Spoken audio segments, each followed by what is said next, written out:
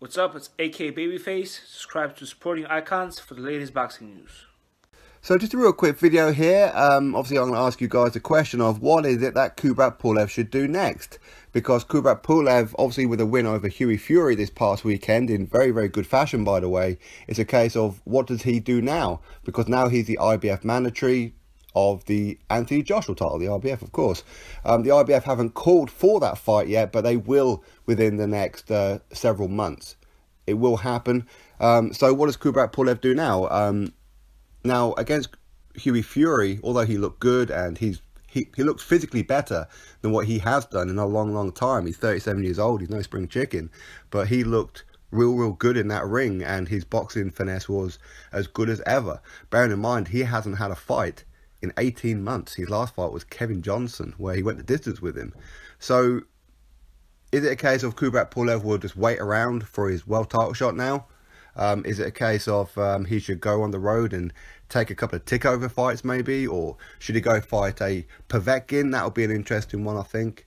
And it'd be a pretty big seller in Bulgaria as well. Or even in Russia or Germany on a neutral ground. That would be a huge fight.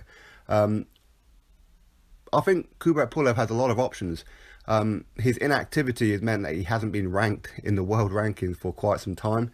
But now he's the IBF mandatory. And as that fight hasn't been called yet, he could just sit back and just whatever. But I think he's got a target on his back now where a lot of fighters will be looking at him going, right, I want what you've got, which is the IBF mandatory. Why? Because it leads to a big payday and a big opportunity against Anthony Joshua. So, I mean, I wouldn't mind seeing Kubrat Pulev fight a couple of times against pretty good opposition. As I said, I think that Alexander Povetkin would be a very, very good one. I think Andy Ruiz Jr.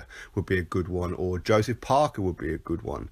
Dylan White, I think that's a Dylan White. He's looking to potentially fight Anthony Joshua April 13th anyway, and obviously that will be dependent on what happens between now and then for him. Is he going to be fighting Derek Chisora? Is it going to be somebody else? Who knows what's going on?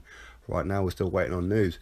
So Kubrat Pulev is in a very good position where he could capitalise on this one, make a lot of money, make big fights, and earn a lot of money. Or he could just sit back and wait for the Joshua fight.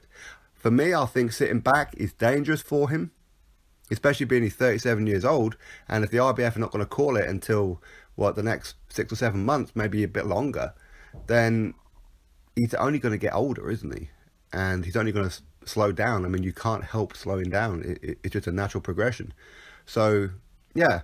What would you guys like to see Kubrat Pulev do next? What do you believe he'll do next? Do you think that he will wait for Anthony Joshua? Will Anthony Joshua be Kubrat Pulev's next fight?